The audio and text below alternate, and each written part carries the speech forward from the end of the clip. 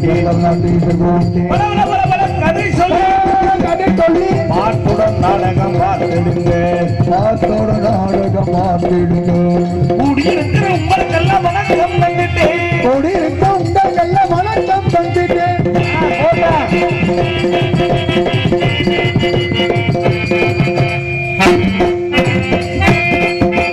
அரசியலெல்லாம் தெரியாது, அரசியலெல்லாம் தெரியாது, அரசியலெல்லாம் தெரியாது. பூரண சத்தியம்மா எனக்கு கூட அரசியலெல்லாம் தெரியாது. அதிலே தொடர்பு கிடையாது, அதிலே தொடர்பு கிடையாது. நாடகம் நடிக்கிற எங்களுக்கு, நாடகம் நடிக்கிற எங்களுக்கு, நாட்டில எல்லாரும் பெருக்கு, நாட்டில எல்லாரும் பெருக்கு. கூடியிருக்கிற உங்களுக்கெல்லாம் வணக்கம் தந்துட்டேன், கூடியிருக்கிற உங்களுக்கெல்லாம் வணக்கம் தந்துட்டேன்.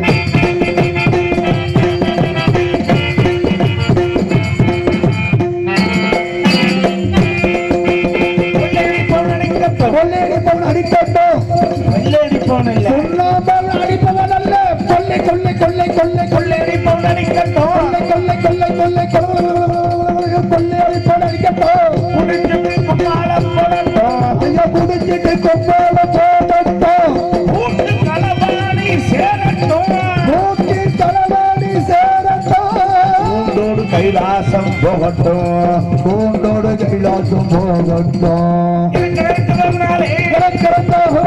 எங்கள் வாழ்க்கை கலையாளே, வாழ்க்கை கலையாளே பாட வந்து கூடியிருக்கிற எங்களுக்கெல்லாம் வணக்கம் தந்துட்டேன், வணக்கம் தந்துட்டேன்.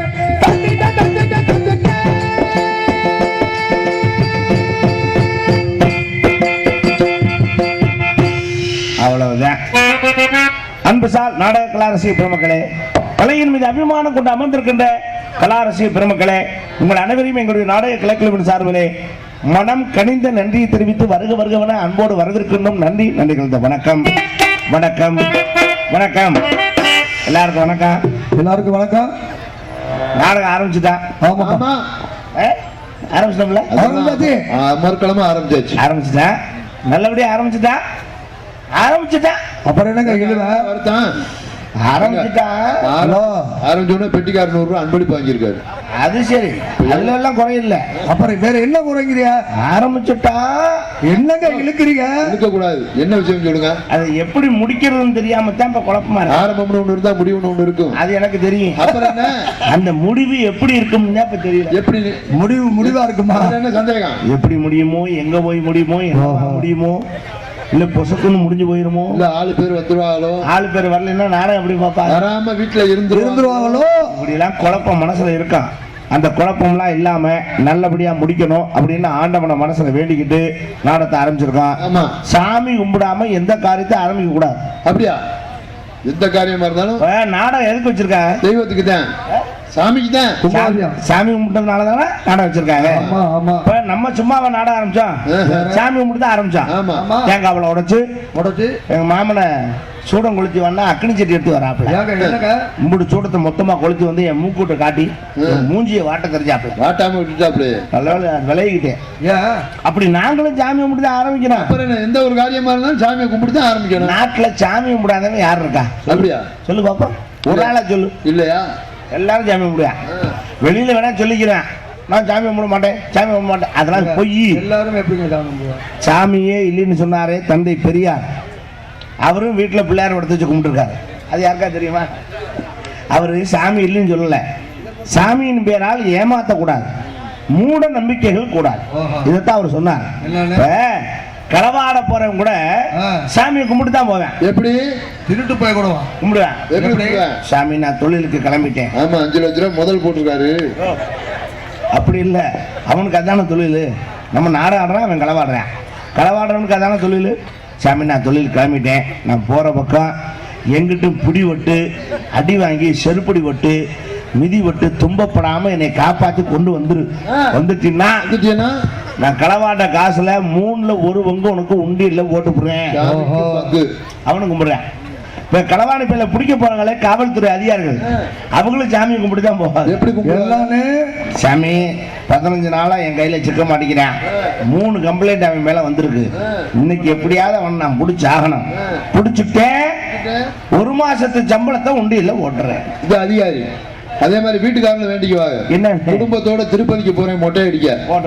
நான் திருப்பதி போயிட்டு வர்றதுக்குள்ள வீட்டை எவனும் மொட்டை அடிக்கிறாங்க பாத்துக்கிட்டேனா என்னால முடிஞ்ச உண்டியல்ல போடுறேன். பாத்தியா அவனும் கும்பிடுறான். இப்ப சாமி குழப்பத்துல இருக்கு. 2 பேரும் காசு தரம்ன்றாங்களே, யாருக்கு உதவுறது? அவனை மாட்டி விடுறதா இல்ல அவனை எஸ்கேப் பண்ணி விடுறதா? அப்படி சாமியை குழப்பக்கூடாது. என்னை பொறுத்தவரை சாமிக்கு தேங்காய் பழம் உடைக்கிறது கூட ஒரு வகையில லஞ்சம் தான். என்னங்க கணேஷ், அது கூட லஞ்சம்? உண்மைதான். சாமி சாப்பிடுமா? சாப்பிடாது. தேங்காய் பழம் கேட்டுச்சா? கேட்கல. தேங்காய் பழத்தை உரிச்சு உரிச்சு திங்குதா சாமி? இல்ல. அதெல்லாம் நம்மளா மனசுக்கு வைக்கிறதா. என்னை பொறுத்த வரைக்கும் சாமிகிட்ட எதையும் கொடுக்கவும் கூடாது, எதையும் கேட்கவும் கூடாது. அது என்ன நேரத்துல எதை கொடுக்கணும்னு சாமிக்கு தெரியும். எப்படி? ஏதாச்சும் ஒரு உதாரணம் சொல்லுங்க. அப்படி கொடுக்கும். சாமிங்கிறது அம்மா மாதிரி. ஏன் அம்மா மாதிரின்னு சொன்னேன்? அம்மா ஒருத்திக்கு தான் பிள்ளைக்கு எந்த நேரம் எதை கொடுக்கணும்னு தெரியும். பெத்த தாயி குழந்தை தொட்டியில் தூங்கும், வேலை பார்த்துக்கிட்டு இருப்பாங்க. அது இருப்பாங்க. என்ன வேலை? ஏதோ வீட்டு வேலை. அட எத்தனையோ வேலை இருக்கு. உன்னை அதை கேட்டேன். இல்ல, குழந்தைய கூட பார்க்காம வேலை பார்க்கறாங்க, வேலை பார்த்து சமைக்கிறாங்க. 2 மணி நேரம் ஆயிரும். புள்ள கத்தவும் இல்லை, அழுகவும் இல்லை, பேசாம இருக்க. ஐயோ பிள்ளைக்கு தொண்டை வறண்டு போகுமே அப்படின்னு போய் வம்பா பிள்ளை தொட்டிலிருந்து தூக்கி பால் கொடுப்பா தாய். ஏன்? அப்ப எதை எப்ப கொடுக்கணும் தாய்க்கு தெரியும். அதே மாதிரி சாமிக்கும் தெரியும் நமக்கு எப்ப எதை கொடுக்கணும் தெரியும். ஆனா அதுக்கு போய் நம்ம கேட்க கூடாது. என்னன்னு அதை கூட இதை கொடுக்கணும். ஆனா நம்மளால அப்படியா இருக்க? என்ன பண்றாங்க? சாமிகிட்ட பிசினஸ் பேசுறேன். எப்படி?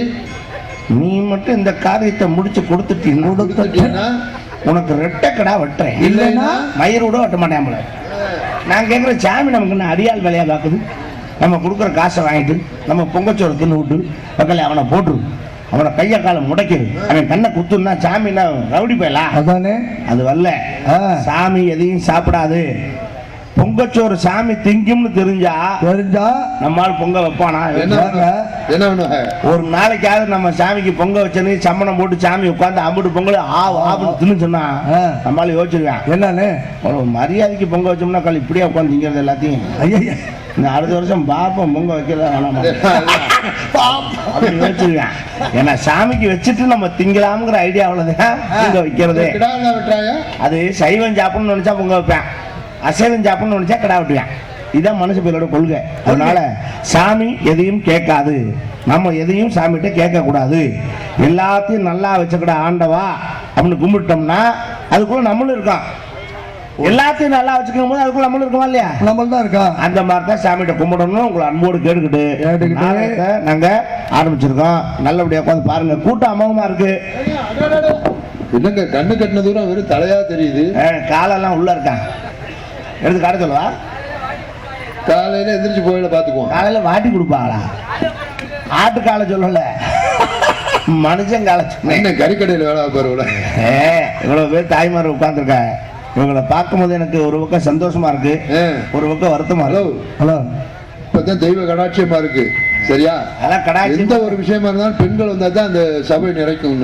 அது உண்மைதான். அப்புறம் என்ன அவங்களை பார்த்து வருத்தப்படுறிய? வருத்தப்படல. இப்ப இருக்கிற இந்த ஆத்தாமாருங்க இதே மாதிரி விடிய வரைக்கும் இருக்கணுமே. இருப்பாங்கல்ல? இருப்பாங்க. நாடகம் வச்சிருக்காங்க. மத்த ஊர் மாதிரி இல்ல நம்ம புதுக்குடியிருப்பு. இங்க இருக்க நம்ம புதுக்குடியிருப்பு அப்படி இல்ல. முருகனுக்கும் வள்ளிக்கும் திருமணத்தை பார்த்துட்டு தான் வீட்டுக்கே போவாங்க. அந்த பேச்சு பேசாத எனக்கு கடுப்பாயிருவேன். முருகனுக்கும் வள்ளிக்கும் கல்யாணம் சொல்றவாரு, அதுலதான் டென்ஷனே ஆகுறது. ஏங்க கோவப்படுறீங்க? நாடகமே வள்ளி திருமணம். ஆமா, வள்ளிக்கும் முருகனுக்கும் கல்யாணம் தான் நாடகம். அதுக்கு தான் வச்சிருக்கோம். அந்த கல்யாணமே பெரிய கடுப்பா இருக்கு. ஏங்க கடுப்பா இருக்கு கல்யாணம்? ஏங்க அப்ப ஏங்க வருத்தப்படுது? என்ன மாப்பிள்ள முடிக்கலையா?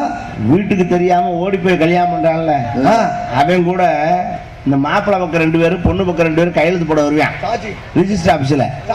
இந்த வள்ளிய முருகனை அநாத பயிலாட கல்யாணம் பண்றாங்க. ஏங்க ஒரு உள்ள இருக்குது இல்ல? என்ன சொல்றீங்க? இந்த தாய்மார்கள் கூட்ட போறான் 12-1 மணிக்கு மேல ஒரு உள்ள இங்க இருந்துச்சுன்னா மொட்டை எடுத்துக்கிறேன். ஹலோ, இது என்ன சாமி தெரியுமா?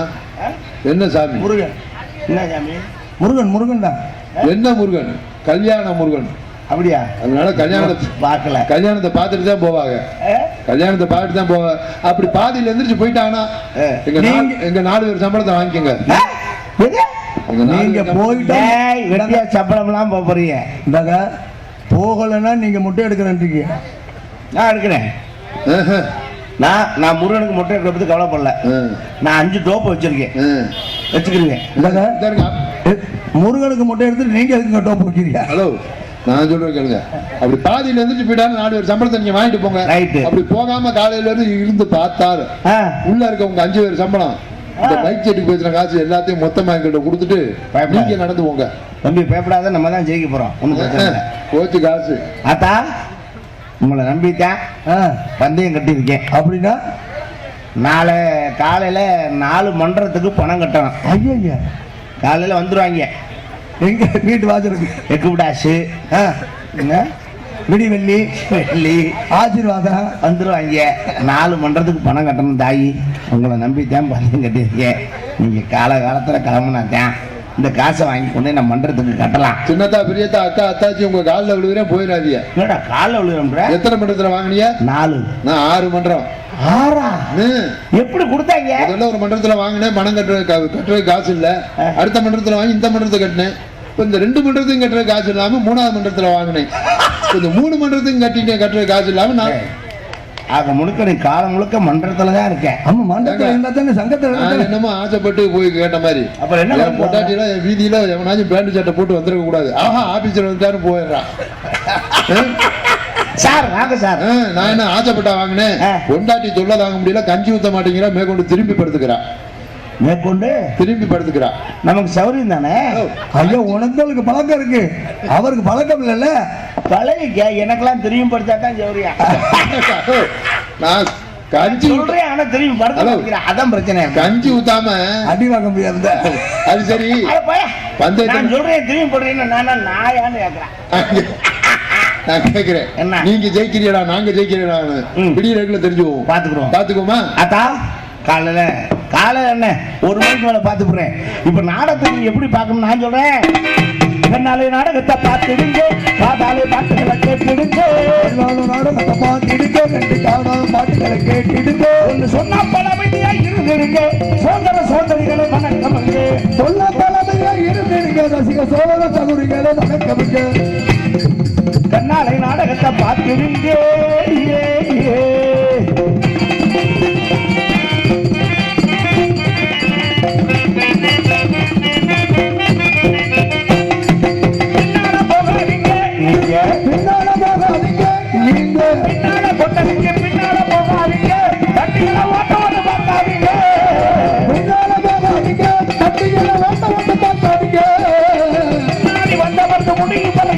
என்ன நடக்குதுன்னு கவனிங்க. முன்னாடி வந்த மட்டும் விட்டுங்க வரைக்கும் என்ன நடக்குதுன்னு கவனிங்க. நாளை நாடகத்தை பார்த்துடுங்க.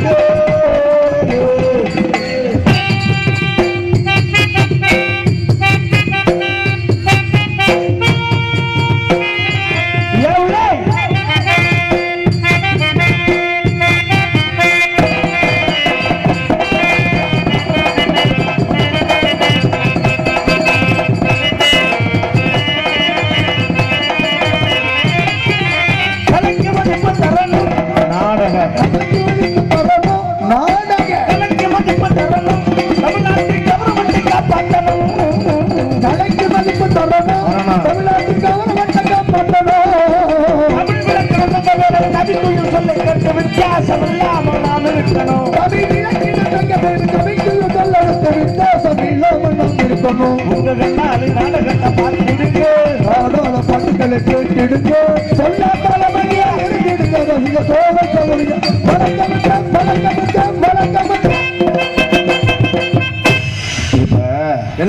முதல்ல நாடகத்தை என்ன நாடகம் எதுக்காக வச்சிருக்காங்க அப்படிங்கிற விஷயத்த நம்ம அறிமுகப்படுத்தணும்.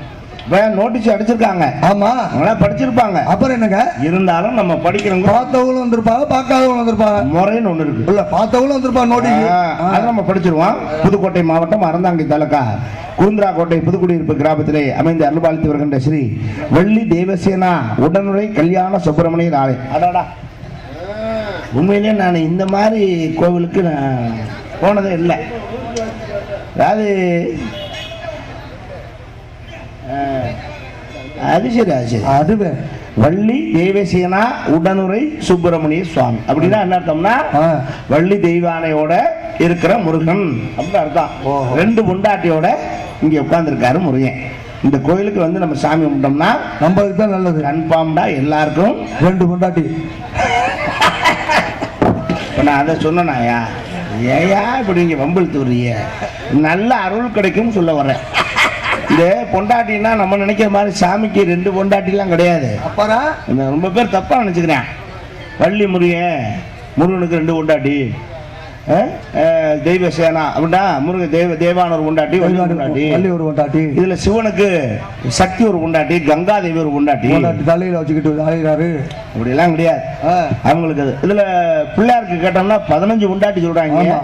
இதுல கேட்டா இந்த வெளியே தெரிஞ்ச விஷயம் என்னடான்னா 3 பொண்டாட்டி. யாராரு? சித்தி புத்தி வல்லவை. சித்தி புத்தி வல்லவை. இவங்கெல்லாம் அந்த 3 பொண்டாட்டி 5 பொண்டாட்டியோட குடும்பம் நடத்துறதுலாம் இல்ல. அது சரி. அப்படி குடும்பம் நடத்திருந்தா அவங்க குடும்பம் குட்டிச்சூரா போயிருக்கும். அவங்க சாமியா இருக்க முடியாது. வேற நம்மளை காட்டிலும் கேவலப்பட்டிருப்பாங்க. ஐயா அது வல்ல சக்திகள். அதாவது முருகனுக்கு வள்ளி தெய்வானை அப்படின்னா 2 சக்தி. இச்சா சக்தி, கிரியா சக்தி, ஞானா சக்தி. அப்படிங்கிறது ஞானா சக்திக்கு எங்க அம்மா கொடுத்த வேல், அது ஞானா சக்தி. இச்சை என்பது வள்ளி. ஆமா. கிரியா என்பது தெய்வானை. இது என்னன்னா இந்த சக்திகள் இருந்தால்தான் அவங்க வந்து இந்த அசுரர்களை அழிப்பதற்கு வழியாக. தேவர்கள் அசுரர்கள் நல்லது கெட்டது, இந்த கெட்டதை அழிக்கிறதுக்கான சக்திகளை இந்த பெண் ரூபத்திலே தான் சேகரிக்கிறது உலகத்துல கொடுக்க முடியும். அதைத்தான் சொன்னா பெண்ணால் அழிஞ்சவங்க சொல்லுவாங்க தெரியுமா? ஆவதும் பெண்ணாலே அழிவதும் பெண்ணாலே. அப்படின்னா என்ன அர்த்தம்னா கொள்ள பேர் தப்பு தப்பா புரிஞ்சுக்கிறாங்க. ஆவதும் பெண்ணால் அழிவதும் பெண்ணால்னா, ஆவதும் பெண்ணால்னா உலகத்தை உற்பத்தி பண்ணவளும் பெண் தான், பராசக்தி தான். ஆதி முதல் அவதான் உலகத்தை உற்பத்தி பண்ணா, அதுல இருந்து வந்ததுதான் எல்லாமே இல்லையா? அழிவதும் பெண்ணால்னா கெட்ட விஷயங்களை அழிப்பதும் பெண் தான் அழிப்பாள். ஆணை ஒன்றும் கிழிக்க முடியாது. அது சரி, நம்ம சும்மா சொல்லிக்கலாம். சக்தின்னு சொல்றதே பெண்ணு தானே. ஆமா. ஆம்பளை சக்தின்னு சொல்றானா? இல்ல. சிவம் சக்தி, சிவம் ஆண், சக்தி பெண்ணு. அப்ப சக்தி எங்க இருக்கு? சிவனுக்கே சக்தி பெண்ணால் தான் வரும். பெண் தான் உலகத்திலே நம்ம எல்லாம் ஆட்டி அழைப்பேன். அதனால தான் தாய்க்குள்ளத்தை நான் ரொம்ப பெருமையா நினைப்பேன். உங்களை இவ்வளவு சொல்லிக்க ஒரு கைதட்டு கூட தட்ட முடிக்கிற பாருங்க. ஆட்டம் நானும் பாக்குறேன், என்னமோ நாடகம் பார்க்க வந்த மாதிரி வந்து உட்கார்ந்து. அப்பவே என் பங்காளி தான் நாடகம் தான் பார்க்க வந்திருக்காங்க. நாடகம் எப்படி பார்க்கணும் நான் கேட்கிறேன். நாடகம் எப்படி பார்க்கணும்? கண்ணுலதான். ஹலோ, அது தெரியும். எப்படி பார்க்கணும்? எப்படி? ஒரு கை தட்டி ஆரவாரமா உற்சாகமா கலகலப்பா பார்க்கறதா தான் நாடகம். தட்ட மாட்டேன். ஏன் மாட்டாய? ஹலோ, இப்ப தட்டணும் யார் தட்டினா? ஆண்கள் தான். பெண்ணை தான் பெருமையா சொன்னேன். ஆமா, அதுக்கு ஆண்கள் தான் தட்டினாங்க. ஆனா அந்த பொம்பளை அப்படியே புடிச்சு வச்ச பிள்ளையார்ட்ட உட்காந்துருக்கியா? சொன்னா சொல்லாட்டி ஏன் தட்ட மாட்டேன். முதல்ல தட்டினாங்க. சரி, இப்ப தட்டுறது இல்ல. இந்த ஊர்ல மட்டுமா? இல்ல, எல்லா ஊர்லயுமே. எப்படி சொல்றீங்க? பாத்துட்டேன். எப்படி என்ன வச்சு சொல்றீங்க? அவங்க பழகிட்டாங்க. என்ன பழகிட்டாங்கன்னா கை தட்டாம உட்காந்தா கூட்டத்துக்கு போய் பழகிட்டாங்க. கூட்டத்துக்கு போறதுக்கும் கை தட்டுறதுக்கு எனக்கு சம்மந்தம் இருக்கு. கிராமத்துல வந்து ஒவ்வொரு கூட்டமா கூப்பிடுறாங்க. சரி, 50 பேர் வாங்க, 100 பேர் வாங்க, 300 ரூபா தலைக்கு 500 ரூபா, 500 ரூபா சேலை கட்டா. ஆம்பளை ஆளுக்கு கோட்டர் பிரியாணி. சரி, பொம்பளை ஆளுக்கு 300 ரூபா. எந்த கூட்டமா இருந்தாலும் போயிடுவாங்க. எந்த கூட்டமா இருந்தாலுமா? அது எந்த கொடியை கொடுத்தாலும் முடிச்சுக்குவாங்க. எந்த கொடியை கொடுத்தாலுமா? அட அருணா கொடி ஆத்து கொடுத்தாலும் முடிச்சுக்குவாங்கன்றல. அப்புறம் அங்க போய் சேர் போட்டுருவாங்க, அங்க உட்காந்துருவாங்க. சரி, அவங்க என்ன பேசினாலும் கை தட்டுவாங்க. என்ன பேசினாலும் கோத்தாங்கம்மான்னு பேசினா கை தட்டுவாங்க. அவங்களுக்கு தேவை 300 ரூபா. அப்படி வாங்கி பழகினால நம்ம இந்த நாடகக்காரங்களுக்கு ஏன் கை தட்டணும்? நீங்க 60,000 70,000 காசு வாங்கிட்டு போறாங்க. நீங்க என்ன மயிருக்கு நம்ம கை தட்டணும்? நாடகம் பார்க்க வந்தோமா, கை தட்ட வந்தோமா? நமக்கு தலைக்கு 100 200 கொடுக்குறாங்களா அப்படிங்கிற வைத்தறிச்ச. ஒன்றும் பிரச்சனை இல்லை தான். நீங்க தட்டினாலும் சரி தட்டாட்டும் சரி எங்க வேலை நடக்கும். அது ஒன்றும் பிரச்சனை இல்லை. புதுக்குடியிருப்பு கிட்டி பாலா, நம்பிக்கை உழைப்பு வீண் போகாது. தமிழ்நாட்டு மக்களை குஷிப்படுத்துவது புதுக்குடியிருப்பு கிட்டி பாலா. அம்மா அப்பாவை தெய்வம் என்று புதுக்குடியிருப்பு கிட்டி பாலா அவர்கள் இவரங்க மேடையிலே நகைச்சுவை நடிகராக நடித்து நம்ம எல்லாம் மகிழ்ந்து கொண்டிருக்கும் நாடக சவாலியர் சகோதரர் ஆர்பி ஹரிஹரன் அவர்களை பாராட்டி ரூபாய் 105 பரிசா வழங்கி கௌரவப்படுத்தியுள்ளார்கள். உண்மையிலேயே அந்த தம்பி யாருன்னு எனக்கு தெரியல. அவர் அன்பளிப்பு கொடுத்தது கூட எனக்கு பெருசா இல்லை. அந்த சொன்ன வார்த்தை அம்மா அப்பாவை இன்னைக்கு எவன் நினைக்கிறான்? ஆத்தா அம்பாவை தெய்வமா எவன் நினைக்கிறான்? நல்லா யோசிச்சு பாருங்க. 10 லட்சம் ரூபாய்க்கு வீடு கட்டுறான்.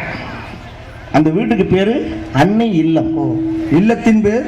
ஆனா அவங்க ஆத்தால கொண்டே முதியோர் இல்லத்தை விட்டுருக்கேன். இது என்ன மயிருக்கு இந்த பேர் வைக்கணும்னு கேட்குறேன் நான். ஓஹோ, நான் சொல்றேன், நீங்க பெற்ற தாய் தகப்பன் உயிரோடு இருக்கும்போது அவங்களுக்கு வயிற்றுக்கு மட்டும் கஞ்சி ஊத்துங்க.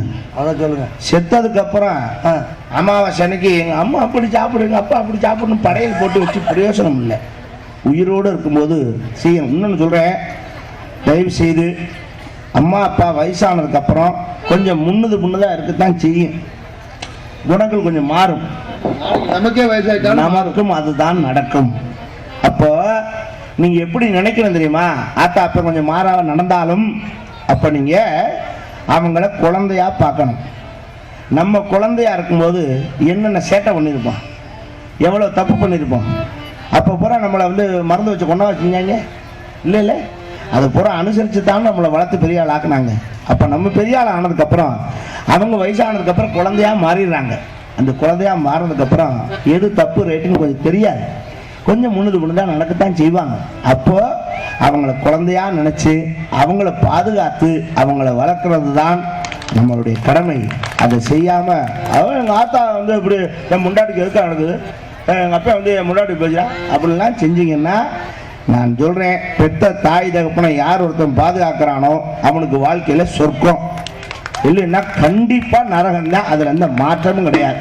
அதனால அதை பாருங்க. ஏன்னா இதை உறுதியா தைரியமா நான் சொல்றேன்னா காரணம், நான் என் தாய் தகப்பனை இதுவரை கண்ணியமா பார்த்துக்கிட்டு இருக்கேன். நாம செய்யறது தான் நமக்கு பின்னாடி கிடைக்கும். திணை விதைத்தால் திணை விளையும், வினை விதித்தால் வினைதான் விதையும் என்பதை நம்ம தெரிஞ்சு நடந்துக்கணும்னு அன்போடு அந்த தம்பிக்கு ஒரு மனமார்ந்த நன்றி சொல்லிக்கொண்டு, இப்ப நான் எதுல விட்டேன், எதுல விடல, இந்த வள்ளுவர் நாடகத்தில் பங்கு வரக்கூடிய நடிகர் மாமனிகள், சென்னை மேடைகளுக்கு வெற்றி முரசு ஒட்டி கொடுக்கும் நடிப்பு நாயகன் அன்பு சகோதரன் பொய்யப்பட்டி சார்ந்த CS தமயேந்திரன் அவர்கள் வேலன் வேடன் விடுத்து நடிக்க காத்துள்ளார்.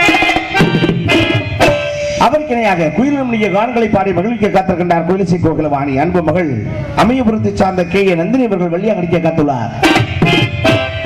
பள்ளிக்கும் முருகனுக்கும் எப்படியாவது மனம் முடித்த தீர வேண்டும் கட்சி சொல்லருக்கு வீரர் மொழியோடு பேசி உரையாட காத்திருக்கின்றார். இலக்கிய சுட இதிகாச சுடர் பட்டங்களை தங்கியிருக்கின்ற உங்கள் உடப்பமட்டி பெருமாள் ராஜ் அவர்கள் நாடகம் நடிக்க காத்திருக்கிறார். எங்களுக்கெல்லாம் பக்கமேளங்களாக பக்கபலமாக இசைகளை இசைக்க வந்திருக்கிறார்கள். இன்னிசை வேந்தர்கள் 6 மணி சக்கரவர்த்தி மெல்லிசத்திற்கும் அன்பு மாப்பிள்ளை கோவில்பட்டி டி அழகேசன் அவர்கள் 6 மணி பின் பாடல்.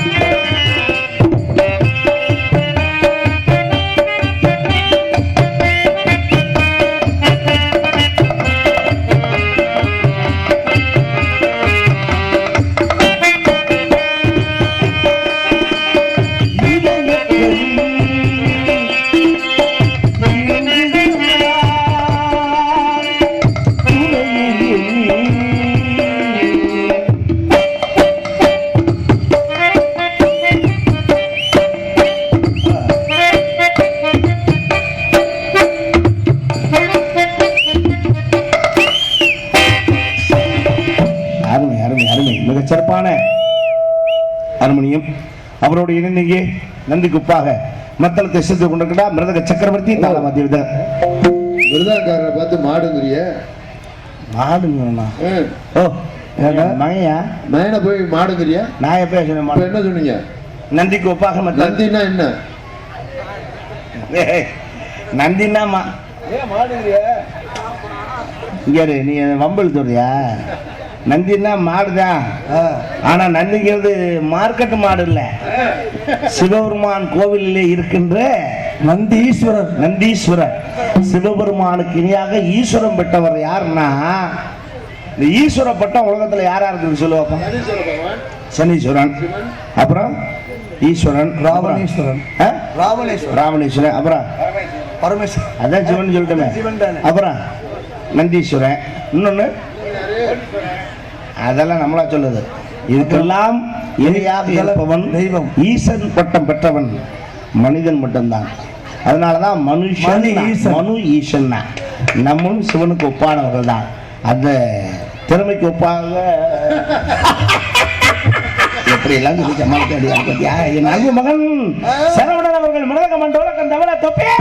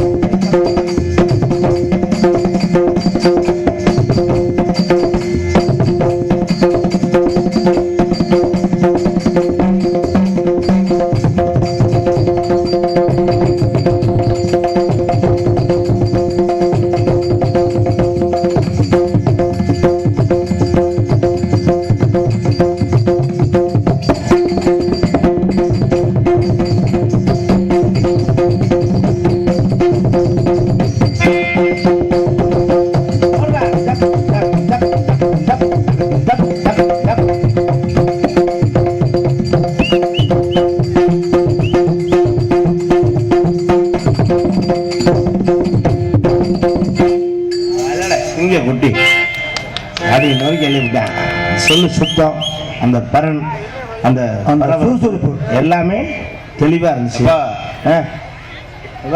கொஞ்சம் பெருமையா சொல்லணுமா? உன்னை பெருமையா சொல்லாம யாரடா சொல்ல போறேன்? பெத்த பிள்ளைய சொல்லாம அவனை மாதிரி ஒரு தொழிலாளி இந்த நாடக தொழில கிடையாது. அது என்ன பெரிய வேடிக்கைன்னா, என்ன வேடிக்கை? அவன் இந்த நாடக உலகத்துக்கு வந்ததுக்கு காரணம் யாருன்னு கேட்டீங்கன்னா, யாரு? அவன் தான். என்னங்க அப்படி சொல்றீங்க? அவங்க அப்பா இல்லையா? அட நான் சொல்ல புரியல. அவனுடைய பிடிவாதம். இந்த மிருதங்கத்துல லட்சம் பேர் வரட்ட நாடகத்துல நம்ம தனியா தெரியணும். ஓ, தனி சரவணன் வேணும், தனி சிறப்பா அவனு ஊர்ல கேட்கணும் அப்படின்னு வந்தது காரணம் யாருன்னா, யாரு? சரவணன் தான். எப்படி சொல்றீங்க? அவனுடைய பிடிவாதம். பிடிவாதத்துக்கு நம்ம வீட்டுல பிள்ளைல ஏதாவது கேட்டு பிடிவாதம் பண்ணிச்சுன்னா சப்பு சப்புன்னு அடிப்பான். ஆமா, பிடிவாதம் பண்றவர் என்ன சொன்னது? அந்த பிடிவாதம் நல்லது. இன்னைக்கு தெரிஞ்சுங்க, இந்த பிடிவாதம் தான் வாழ்க்கையில அவனை உயர்த்திருக்கிறது. ஓஹோ, உங்களுக்கு உதாரணம் சொல்றேன். ஒரு பிச்சைக்காரன் ரோட்ல உட்காந்து பிச்சை எடுத்து வந்திருக்கான். சரி, அது இப்ப இருந்த காலம் இல்ல, மன்னர் ஆட்சியில. அப்ப மன்னர் நகர சோதனைக்காக அப்படி பல்லக்கில் தூக்கிட்டு வர்றாங்க. சரி, அப்ப பிச்சைக்காரன் பார்த்தேன், அட மன்னரே வர்றாரு. சாதாரண மனுஷன் பிச்சை எடுக்கிற காட்டுல மன்னர் வரும்போது ஏதாவது வெயிட்டா கிடைக்கும்னு மன்னா அப்படின்னா. சரி, மன்னர் தலைச்சேரி வைக்கிட்டு என்ன அப்படின்னா பார்த்தா பிச்சைக்காரன். என்னடா அப்படின்னாரு. அண்ணா அடடா பிச்சைக்காரன் நம்மளை கேட்டேன் அவனு. மன்னர் பைக்கில் கையை விட்டு செம்பு காசு இருக்குல்ல, அந்த செம்பு காசு எடுத்து டா பிடிச்சிக்கலாம் அப்படின்னு போட்டான். அதை கரெக்டாக அவன் பிடிக்கல. ஏன் பிடிக்காம விட்டான்? ஏன் பிடிக்காம விட்டான்னா, அவன் பிச்சை எடுக்கிறான்னா அவன் கிரிக்கெட்டா விளையாடுறியா விட்டுட்டான். சரி, அது போய் சாக்கடைக்குள்ள விழுந்துருச்சு காசு. மன்னர் கொடுத்த காசு சாக்கடைக்குள்ள விழுந்துருச்சு. என்னாச்சு அப்படின்னு கையை சாக்கடைக்குள்ள போய் விட்டேன். மன்னர் பார்த்தார், ஐயோ நம்மனால ஒருத்தன் ஜாக்கெட்டுக்குள்ள கை விடுறதா அவன் டே பல்லக்க கீழே இறங்குடா அவனுக்கு கீழே இறங்கிட்டார். இறங்கி வந்து தம்பி சாக்கடை கை விடாது போயிட்டு போது விடு செம்பு காசு இந்தா அவனு வெள்ளி காசு எடுத்து கையில கொடுத்தாரு. பிச்சைக்காரன் வெள்ளி காசு இந்த கையில வாங்கிட்டு மறுபடியும் இந்த கையை சாக்கடைக்குள்ள விட்டான். அந்த காசு எடுக்கிறது மன்னர் பார்த்தாரு, என்னடா லூசு போயிலாங்க டேய் தொலைது விடு செம்பு காசு இந்தா இதை வச்சுக்க அவனு தங்க காசை கொடுத்தாரு. மறுபடியும் தங்க காசையும் கையில வாங்கிட்டு மறுபடியும் சாக்கடைக்குள்ள கையை விட்டான். அந்த காசை எடுக்காம விடக்கூடாது. மன்னர் பார்த்தாரு, நம்மனால ஒருத்தர் இப்படி ஜாக்கெட்டுக்குள்ள கை விடுறதா இந்த பாவம் நம்மளை விடுமா அப்படின்னு டேய்க்கு வா நீ ஜாக்கெட்டுக்குள்ள கை விடாத, நான் இந்த நாட்டை ஆள்றேன், இந்த நாடு எனக்கு சொந்தம், இதை 2ஆ பிரிக்கிறேன், உனக்கு பாதி நாட்டை கொடுக்குறேன், நீ ராஜா வாய்க்க அப்படின்னா சந்தோஷம் தாங்காது. அப்ப கூட பிச்சைக்காரன் என்ன கேட்டான் தெரியுமா? அதுல என்ன கேட்டான்? ராஜா நாட்டை 2ஆ பிரிக்கிறீங்களே சாக்கடை என் பக்கம் வருமா உங்க பக்கம் வருமானு? ஏன்னா அவன் எடுக்கணும்னு அந்த காசை. இது அவனுடைய பிடிவாதம். அந்த பிடிவாதம் இருந்ததால் தான் பிச்சைக்காரனாக இருந்தவன் நாட்டுக்கு ராஜாவாக மாறினான். அதனாலதான் இன்னைக்கு இந்த பிடிவாதம் போதும். அந்த சாக்கடை கை மாறிடுச்சு. அந்த சாக்கடை கை மாறிடுச்சு. வேற எதுக்கு எழுதி வச்சு அப்படி இருக்கு எப்பா சாக்கடை கை மாறிடுச்சுன்னு சொன்னீங்க. இப்ப ராஜா யாரா? அதுல எனக்கு குழப்பம் என்னன்னா சாக்கடை உன் கை விட்டு இன்னொரு கை மாறிச்சா இல்ல ஏற்கனவே பல கை மாறின சாக்கடையா? எனக்கு அந்த குழப்பம் நமக்கு இல்ல இவ்வளவு சாக்கடைனாலே பல கை மாறினது தானே. அதை போய் நம்ம அதை பத்தி நம்ம பேச பல வீட்டு தண்ணி வரத்தான் செய்யும். அப்பா என்ன இதுலயும் போட்டு விட்டுறாமடா? இல்லங்க நான் எதார்த்தமா தான் சொல்ல. நீங்க சொன்னது சரிதாங்க, பல வீட்டு தண்ணி சாக்கடையில தான் வரும். எதுக்கு சொல்றேன்னா நான் சொல்லக்கூடாது, சொன்னா சரி வேண்டாம். ஆல்ரவுண்ட் சக்கரவர்த்தி முன்னாடி பல வாத்திய புகழ் என் ஆறு நண்பர் என் உடன்பா சகோதரர் ஆல்ரவுண்டிலே தனக்கென்று ஒரு பேரும் புகழும் நாட்டில் வைத்திருக்கின்ற பல ரசிகர்களை தன்வசப்படுத்தி வைத்திருக்கின்ற பெங்களூரை சார்ந்த பெங்களூரு. ஆமா, நீங்க கொடுக்குற சம்பளத்துக்கு பெங்களூரு கர்நாடகா இருந்தா எல்லாம் ஆறு வருவாங்க. பெங்களூரு ஆத்தங்குடி காரக்குடி பூக்கல் ஆரம் துரைராஜ் அவர்கள் ஆல்ரவுண்ட் சித்த உங்களை எல்லாம் மகிழ்ச்சியை காத்துள்ளார்.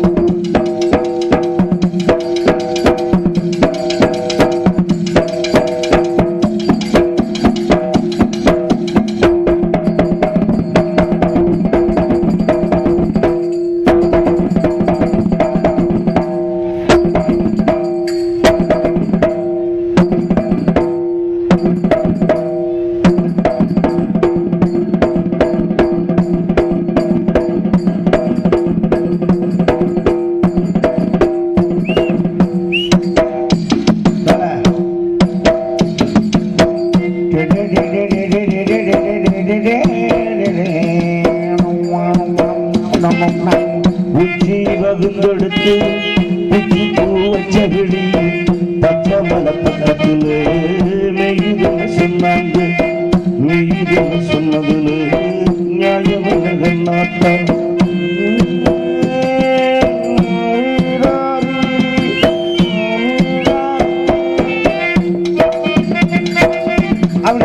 அடுத்த வீட்டு சொத்து அமுக்க நினைச்சவன் ஓடு ரயில செயின அர்த்தவன் அம்மா காட்டுக்குள்ள கைய பிடிச்சவன் எல்லாருமே நம்மளை போல திருவைக்கிறான்.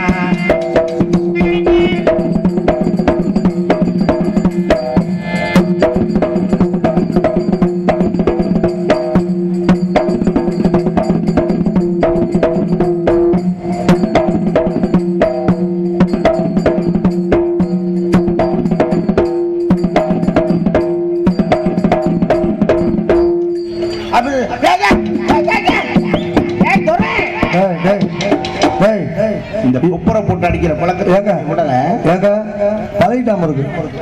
கொண்டாடி திரும்பி படுத்துக்க சொன்னால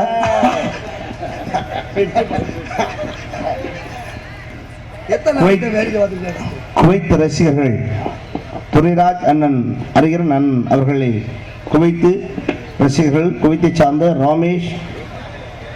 ரமேஷா அது தொடக்கால் குறிப்பிட்டார். ரமேஷ் மற்றும் குவைத் ரசிகர்கள் சார்பாக சிறப்பு பரிசாக அவங்கள் இருவருக்கும் அன்பளிப்பு அளித்திருக்கிறார்கள். அவர்களுக்கு 501 அன்பளிப்பாக அளித்திருக்கிறார்கள். குவைத் வாழ் எங்கள் அன்பு ரசிகர்களுக்கு ரமேஷ் அவர்களுக்கும் என்னுடைய சார்பாகவும் என் நண்பர் துரைராஜ் அவர்கள் சார்பாகவும் மனமார்ந்த நன்றி தெரிவித்துக் கொள்கிறோம். நன்றி, நன்றி, வணக்கம். குவைத் ரசிகர்கள், குவைத் ரமேஷ் மற்றும் குவைத் ரசிகர்கள் சார்பாக எங்கள் இருவரையும் பாராட்டி பரிசினை வழங்கியுள்ளார்கள்.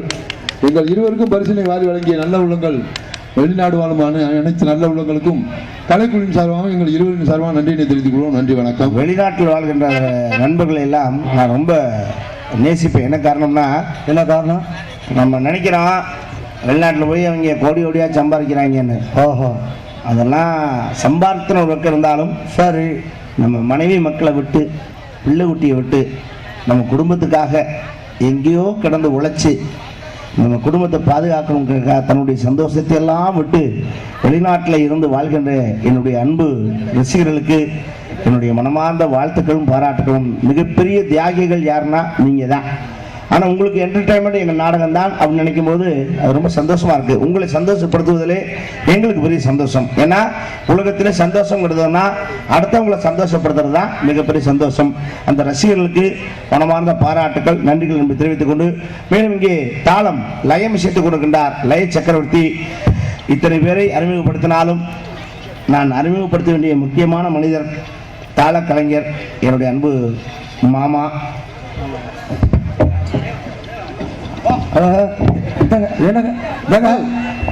என்னங்க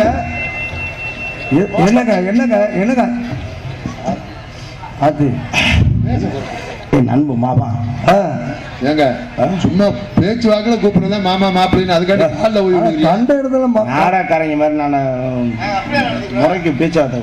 அப்புறம் உண்மையான மாமா, தாய் மாமா, எங்க அம்மாவோட பிறந்தவராரு. இந்த மனுஷன்லாம் இந்த தாளம் போடணும்னு அவசியமே இல்லை. ஏங்க அவருக்கு இருக்க சொத்துக்கு மாடுகளை பார்த்தாலே போதும். அது சரி. ஆனா இன்னைக்கு நாடக உலகத்துல நான் நிக்கிறேன்னா அதுக்கு காரணம் அவர் தான். நாடக உலகத்துல அழுகாம பரமேகன் பப்புன்னு போயிட்டானேன்னு சொல்லி அவன் போய் சேராத ஆளுகளோட சேர்ந்து கெட்டு போயிடுவான்னு நினைச்சு என் முன்னாடி இந்த சீன் முட்டையின் தாளத்தை தூக்கிட்டு 40 வருஷமா நான் குட்டி அலைஞ்ச மாதிரி அலைஞ்சு அலையாத பாபா. ஹலோ, இது ஹரிச்சந்திராவா எங்க பாசம் உனக்கு எனக்கே புள்ள இருக்கீங்க. ஹரிக்கதான் ஒரு தாய் மாமன்கிற தாய்க்கு சமம். அதுவும் பாருங்க, இவ்வளவு பேருக்கு சபையில வந்து மாமன் காலில் விழுந்தே பாருங்க, உங்களுடைய பாசம் புரிஞ்சிச்சு. அது சரி, மாப்பிள்ளை கலைத்துறைக்கு போறாரு, அங்க போய் கெட்டு போயிடுவாருன்னு உங்க மாமா உங்க கூட வந்தாரா? இல்ல மாப்பிள்ளை அங்க போறாரு, அங்க இருக்கிற எல்லா பிள்ளைகளையும் கெடுத்துருவாருன்னு பின்னாடியே வந்தாரா? என்ன நீட்ல வரல பாயிறாரு? என்னங்க நீட்ல அந்த ஆளு கொலகாரன் கோவம் வருது. பார்க்கத்தான் சாது. எனக்கு ஒண்ணுன்னா நெருப்பா நிப்பேன் என் மாமே. அப்ப சுட்டுமா நான் கையை மட்டும் அப்படின்னு போச்சு. சரி, அவன் எவ்வளவு பெரிய ஆபீசரா இருந்தாலும் ஏறி அடிச்சு விடுவேன் மாமே. என்னங்க சொல்றீங்க? எதை பத்தி பின்னோட யோசிக்க மாட்டாங்க. முரட்டு பாசமா இருக்கு. அட போன வாரம் திருச்சி கரூர் நாடகத்துக்கு போயிருந்தோம். சரி, நாடகம் முடிச்சுட்டு அமராவதி ஆத்து பாலத்துல அப்படி நடந்து வந்துகிட்டு இருந்தோம். ஆத்துக்குள்ள நிக்கிறாள் யாரும் நம்ம பழைய ஃப்ரெண்டு மாதிரி தெரிஞ்சு எனக்கு. மாமா அப்படின்னு மாப்பிள்ள கையை காட்டிட்டான். தாயில எவனும் எதிரி ஓலட்டு நினைச்சு மங்குன்னு ஆத்துக்குள்ள தண்ணி. ஐயோ, தண்ணி கிடந்திருக்குமே. தண்ணி ஒரு சொட்டு இல்ல. அப்புறம் மண்ணில் விழுந்து முண்டை மூஞ்சி ஊரான் ஜெரஞ்சு. ஐயா, ஆனா ஏன் கேட்கற அப்படி கொண்டு போய் மணலை கொண்டு அப்படி போச்சு. ஒரு பாறாங்கல் இருந்துச்சுன்னா அங்கனே அடக்கம் பண்ணிட்டு வர வேண்டியதான். அப்புறம் தூக்கிட்டு அலைவாங்க இருக்கிற எம்சியில. இது வேறையா? ஏமாமா, அதெல்லாம் அதான் தெளிவான என் அன்பு மாமா, என் பாசத்துக்குரிய என்னுடைய சகலை பாருங்க.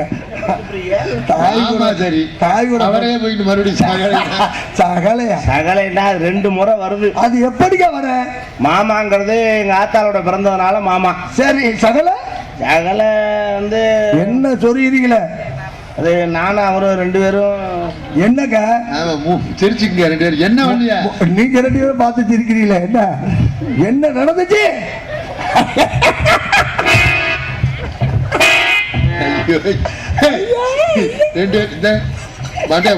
என்ன நடந்துச்சு? தண்ணியை போட்டு ஒரு இடத்துல பழகி விட்டான். ஹலோ, நீங்க 2 பேரும் தண்ணி போட்டதெல்லாம் சேர்த்த அந்த பொண்ணு அது கஞ்சா, அது ஆப்பாயில போட்டு சாப்பிடுவோம். பாரு கும்முன்னு இருக்கும் உட்காந்து குண்டி இத்தம் தண்டி. அடப்படியா அதையே சொல்லியிருக்கேன். அன்பு மாமா, அரசர் குலம் கீழ் பாதி மேல் பாதி நடுவில் ஒரு சோதி.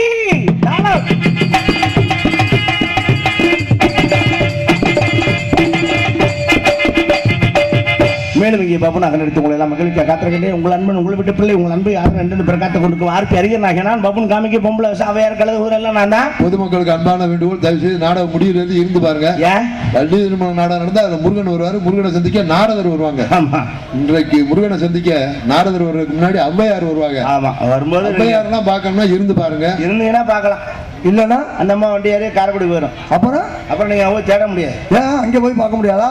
அவையார் வீடு பர்மா காலனி. சரி, நீங்க வந்து அங்க போய் அவையார் விடுங்கன்னா யாருக்கும் தெரியாது. ஏன் அறிகிற வீடு எங்கன்னாவே யாருக்கும் தெரியாது. என்னங்க அப்படி சொல்றீங்க? நான் போய் 3 வருஷம் ஆச்சு குடி போய். சரி, பக்கத்து வீட்டுக்காரன கூட நான் யாரு என்ன வேலை பார்க்கணும் யாருக்கும் தெரியாது. அதனால நான் போறதும் தெரியாது வரதும் தெரியாது. பக்கத்து வீட்டுக்காரனுக்கா? ஆமா. யார் வீட்டுக்கு? ஏய், என் வீட்டுக்கு தான் நக்கல். அவர் தான் விளக்கமா என்னோடு இணைந்து நாட்டிய பாட கற்றுக்கின்றார். நடன சிங்காரி, நாட்டிய ஒய்யாரி, ஆடல் அரசி, அபிநய சுந்தரி, சிரிப்பழகி, புன்னகை அரசி, காண்பவர் கண்களை கடகும் காந்த கண்ணழகி, புதுகை ஜெயப்பிரியா அவர்கள் டான்சர் காவல்.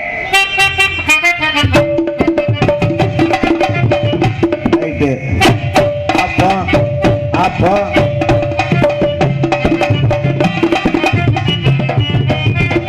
உங்களை பிள்ளை சொன்னே பணியாரம் சுடுத்தறியா ஆப்பம் சுடுத்தறியான்னு வாசிக்கிறேன். அது மட்டும் சமய கட்டுக்கு போகுது. மேலும் இங்கே ஒலிபெருக்கி சிறப்பாக அமைத்து பெருமைப்படுத்திக் கொடுக்கிறார்கள். ஒலி அமைப்பு ஒலிபெருக்கி நிலையம் ராஜா ஆடியோ